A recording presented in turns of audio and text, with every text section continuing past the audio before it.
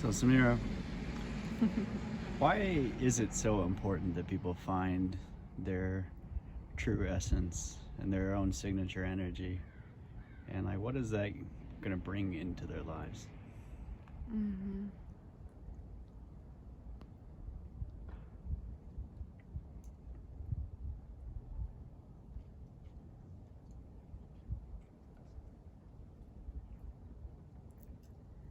Well, connecting into your essence and your spirit, it allows you to be in connection to all of the forces of the universe, all of the forces that exist, all of the forces that you perceive. And it allows those forces to move through you and into the world in a way that is harmonious with the truth of existence and the truth of, which is the same as the truth of your being. And that essence in each one, in each individual, in each king and queen, really, because each one, each being, is a king and queen when they are in the essence of their divinity. And so often, and we've talked about this a lot, people will use the excuse all the time that they're human. Oh, well, I'm only human. I'm only human. And so what they manifest in their life is a reflection of the lowest vibrational human qualities that exist. Not caring about the soul force, not caring about discovering their essence, which that essence is the essence that brought them here to begin with. That's why it's sacred. That is the essence that brought them here. That's why that they're in the form that they are, in the bodies that they are, in the avatars that they're inhabiting. So, one, it's important because it's the thread and the magic that's holding everything together. And it is our natural expression. And when we're not in tune with our essence and the naturalness of our being, we are open to developing and moving in accordance to the script that is created by the black magicians and the dark magicians, which are the ones who are mainly in charge of the corporations, mainly in charge of the pharmaceutical industry, mainly in charge of creating environments, businesses, destruction to the earth, all of these things. Those are qualities of a human being who is completely out of alignment with the truth and essence of their being. A being who created the atomic bomb, a being who created massacres and genocides. Those are all beings who are not in alignment with the truth of their divinity. They are in the construct and false programs of mainly pain and trauma that they've harbored within their being. And because they're trying to control their life, which is also manifesting in many beings that are trying to control aspects of their life in ego identification and different patternings that they've adopted since being born into this system as well, which isn't necessarily a bad thing, because it's also creating such resistance within the collective that it's creating us to rise it's creating a polarity, and this polarity creates the beings who are attracted to truth and discovering who they are to pop in a way. Even in the field right now, as I'm sitting and being here, there's a tension that's going on within the collective, and this tension is popping. It's right now, it's creating this tension. It's this force which has been created from this system that has been created from a human mind perspective, a limited human condition perspective, not alignment with essence, not alignment with divinity. So because everything is manifesting in absolute divine perfection all the time, no matter what, these forces of darkness, these forces of evil, they are also catalysts for our change and our development as consciousness, for the beings who are in alignment with the truth and in the development of their evolution. So we do actually use these forces for our own growth and expansion. But why is it so important to be in connection to your essence and in connection to your truth? It is the only force in the universe. It is the only force in the light of the all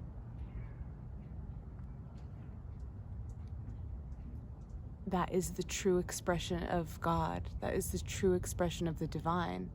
And it is the only expression that can lead to true beauty, that can lead to absolute fulfillment in life, absolute wonder and bliss, and ecstatic expression on every single facet of that individual's expression. So why is it so important? It's everything. It's everything. And so to not be in alignment with that is to be riddled with pain, is to be riddled with insecurity, is to be riddled with doubt, is to be riddled with the wrong job, the wrong relationships, is to be riddled with constantly second guessing yourself, is to be riddled with every single thing that is a problem in the life.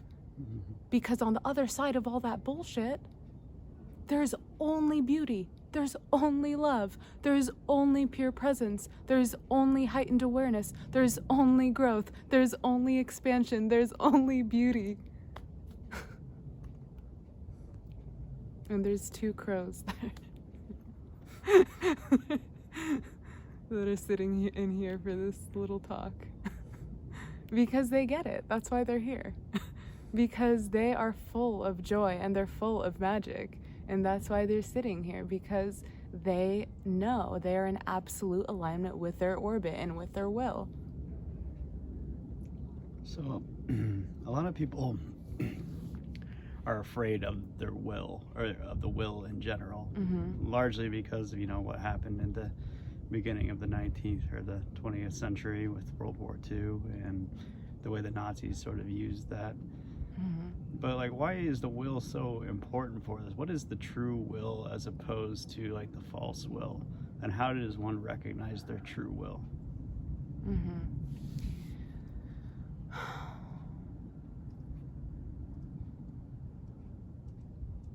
Normally, the true will is the most buried thing the person has inside. So there's so many beings online, through online and everything, that more people coming out, right? More people coming out, more people abiding in their truth, speaking from their hearts, in alignment with their will, doing the work that's in alignment with their orbit. How people can identify is, first and foremost, they have to root within the presence of their being. They absolutely have to. If they cannot root within the presence of their being, then as we spoke of earlier too, right? But for right now, if they do not root in the presence of their being, what happens is mainly they're in the mental sphere only, but their mental sphere isn't yet rooted within their heart space. So what happens when you are in devotion and you are committed to resonating within your presence and within your energy, what happens is and we will get into more depth in another video with this as well as we continue sharing, but what happens is the more you deepen in your presence, the more you deepen in the truth of your being, you create a field around you that becomes activated, that turns on after a while, after you have truly immersed yourself in your presence and remain devoted there. This is not something that you decide to do or you want to do because you are trying to, manifest your Ferrari or something. That's not the purpose of resting in the truth of your being. There's nothing wrong with having beautiful material things. That is not what I'm saying at all. But the purpose of resting in, I will probably have a Ferrari at some point. The purpose of resting in the depths of your being is a combustion that happens at a certain point where you turn yourself on by connecting to and feeling your presence.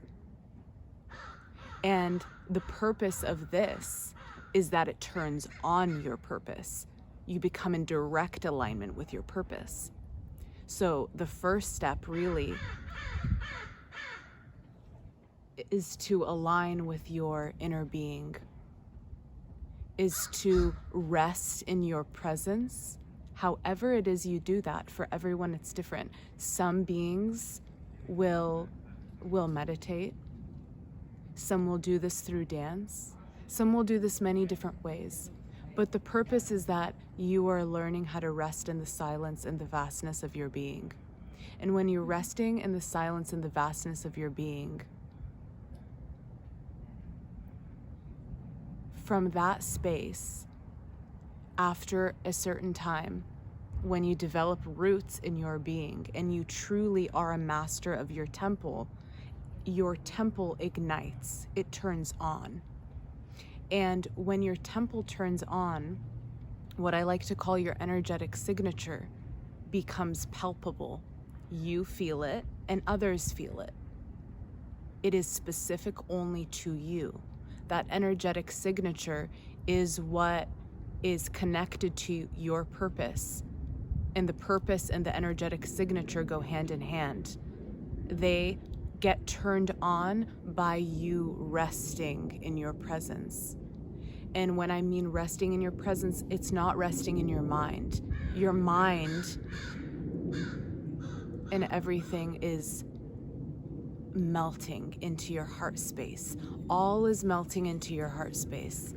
This is how you, in each moment, let's say you're working a 9-to-5 job. This is a really practical way, okay? You're working a 9-to-5 job and you are desperate to get out of that situation and you want to feel your spirit again. And that's what you care about. All day, every day at work, what you are paying the most attention to is the presence of your being, is your heart. So you're not going off if your boss is saying something to you or if, your coworkers, you're present, you're doing everything you need to at work, but your first and utmost attention, your awareness is fully residing in your heart. And this is exactly what will allow you to move out of that space and into the space that your heart will naturally manifest on its own. So that space and that presence is already doing that. And this is where with manifestation and everything too. People get so wrapped up into the manifestations of things, so wrapped up into them. It's not as important as you think. It's really not. What's more important than those outer manifestations is that you're abiding in the temple.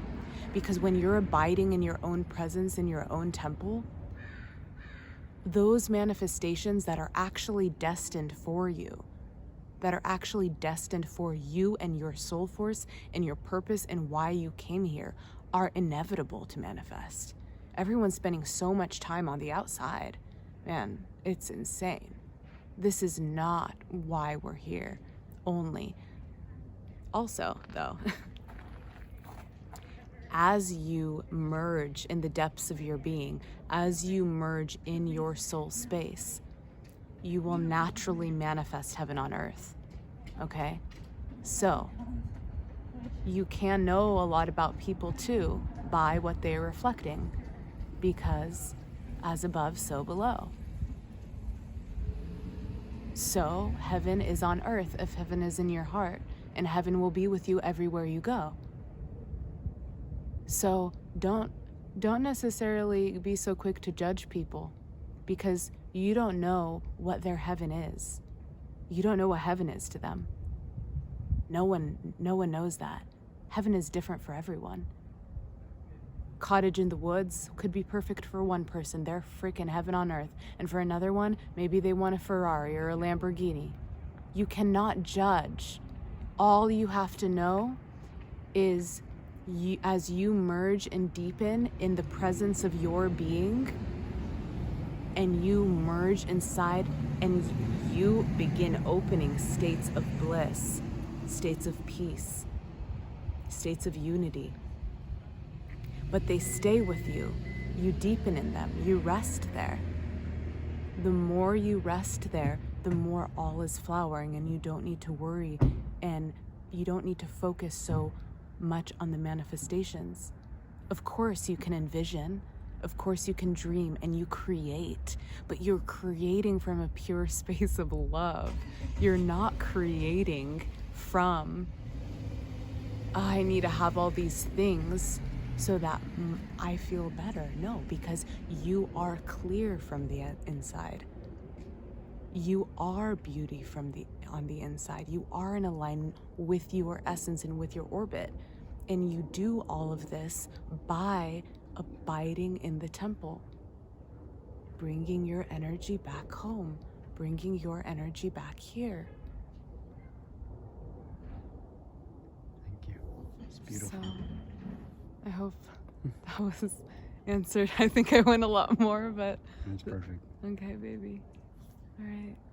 Thank you guys for tuning in.